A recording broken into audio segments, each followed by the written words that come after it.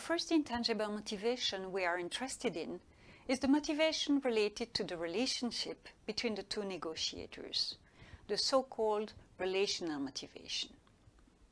Relational motivation can in some negotiation contexts be a very tangible motivation. In those negotiation contexts where relational motivation is a tangible one, the relationship between the parties is at the heart of the discussions. This is clearly the case when discussions between the two members of a couple revolve around the very functioning of that couple, for example.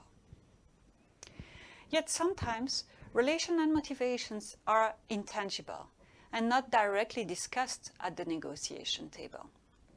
For instance, when a supplier discusses a price with a retailer, the relational motivation may influence their behavior in the discussion, and all the more so when the parties envisage continuing their trade in the future. It is around this idea that researchers have developed the dual concern model. According to that model, in any discussions, two questions should be asked. The first question is how much is at stake in the discussion. The second question concerns the importance of the relationship in the eye of the parties. Depending on the answer to these two questions, the authors, Pritt and Rubin, recommend deploying the 5 different types of strategies: imposition, cooperation, accommodation, compromise, or avoidance. If you have been paying attention over the last week, you will have noticed that this dual concern model is largely inspired by Thomas Kilmann's conflict management model.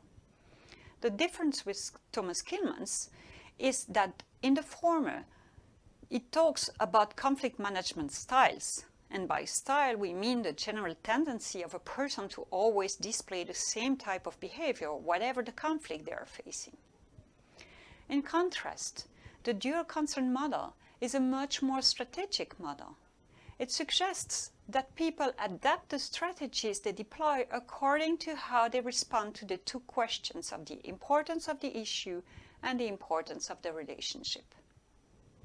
In any case, what the dual concern model tells us is that relational motivations are at least as important as economic relationships in managing negotiations.